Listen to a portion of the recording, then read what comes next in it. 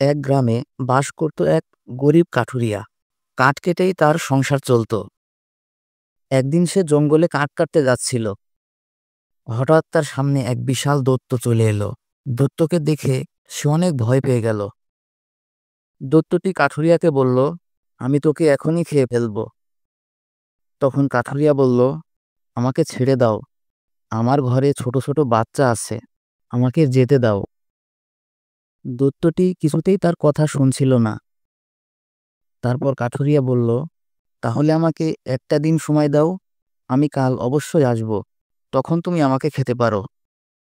দৈত্যটি বলল, বেশ, তবে তুমি যদি না আসো, আমি কিন্তু তোমার গ্রামকে ধ্বংস করে দেব। কাঠুরিয়া বলল, না, আমি অবশ্যই আসব। তারপর সে গ্রামে ফিরে গেল এবং গ্রামের সবার সাথে আলোচনা করল। কিন্তু কেউই তার সাহায্য করতে চাচ্ছিল না, ওই দৈত্যের ভয়ে। কাঠুরিয়া হতাশ হয়ে বাড়ি ফিরে গেল আর সারা রাত ভাবতে লাগলো। হঠাৎ তার মাথায় একটা বুদ্ধি এলো। পরের দিন কাঠুরিয়া ওই দৈত্যের কাছে ফিরে গেল। দৈত্যটি তখন তাকে খেতে চাইল।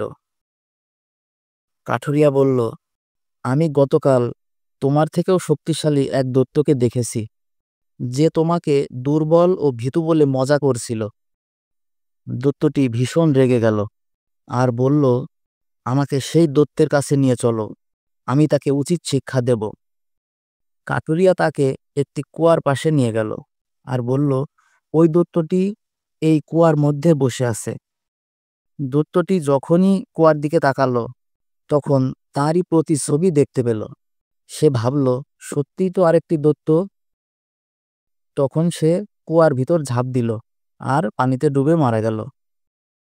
এভাবেই কাঠুরিয়া বুদ্ধির দ্বারা তার জীবন বাঁচালো।